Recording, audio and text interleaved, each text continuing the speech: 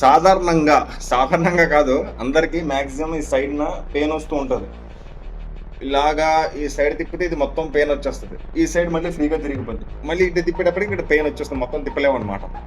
అలాగే మనం ఏదైనా వెయిట్ ఎత్తుతూ ఉంటే వెయిట్ ఎత్తేటప్పుడు కూడా ఇక్కడ పెయిన్ వస్తుంటుంది అనమాట, పట్టేసినట్టు అనిపిస్తుంది, తిప్పలేము. ఏదైనా సంథింగ్ వెయిట్ ఒక 10 kgs 15 kgs 20 kgs, ప్రత్యేకంగా లేడీస్ ఎవరైతే ఇంట్లో ఉంటారో వాళ్ళకి అండ్ జిమ్లో వర్కౌట్ చేసేటప్పుడు మా తమ్ముళ్ళకి అందరికీ. అయితే మీరు డైలీగా చేస్తున్న ఒక కామన్ మిస్టేక్ వల్ల, చాలా సింపుల్ మిస్టేక్ అనమాట, ఆ కామన్ మిస్టేక్ వల్ల మీకు ఇక్కడ ఈ ఏదైతే ఉందో నర్వ్ అక్కడ మీకు పట్టేస్తుంది అనమాట, అందువల్ల మీకు పెయిన్ వస్తుంటుంది. ఇప్పుడు తెలుసుకుందాం ఎందుకు వస్తుంది ఏంటనేది, రీజన్ తెలుసుకుందాం.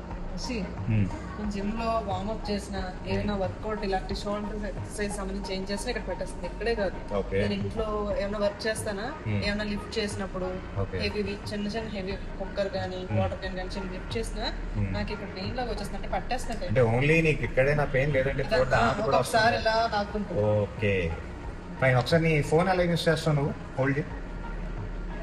మామూలుగా సో నీకు తెలియకుండానే నువ్వు ఫోన్ ఇలా హోల్డ్ చేస్తున్నావు. ఒకసారి నీ పింగి ఫింగర్ చూసుకో, చిటికిన వెళ్ళి చూసావా? అది బెండ్ పొజిషన్లో ఉంది, చూసావా?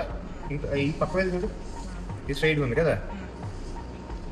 సో ఇప్పుడు నీకు తెలియకుండానే ఏమవుతుంది తెలుసా, ఇది ఈ వేలుకి వస్తున్న ప్యాసేజే అల్నార్ నర్వ్ అంటాం మనం.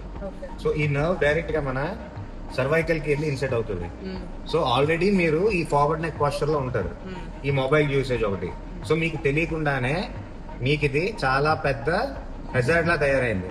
సో ఫస్ట్ ఆఫ్ ఆల్ మీరు మొబైల్ ఈ పొజిషన్ లో నుంచి వాడకండి, స్ట్రైట్ గా పట్టుకోండి, లేదంటే ఎక్కడైనా ముందు పెట్టి చూడండి. ఎందుకంటే రోజులో చాలా గంటలు మీరు ఫోన్ యూజ్ చేస్తారు కాబట్టి, లైక్ వర్కింగ్ లేడీస్ అయినా లేదా ఇంట్లో వాళ్ళైనా మొబైల్స్ చూస్తున్న వాళ్ళైనా ఈ పొజిషన్ లో ఉంటున్నారు, మీకు తెలియకుండానే ఇంత పెద్ద ప్రాబ్లం వస్తుంది. So this is the way to correct. Don't hold the phone in this way, you hold this way or ఎక్కడైనా పెట్టి చూడండి, but don't use the mobile ఇలా అస్సలు మీరు పట్టుకోవద్దు. ఓకే, ఒకసారి మీరు చేసి చూసుకోండి కావాలంటే. మీ finger will be in this bend shape.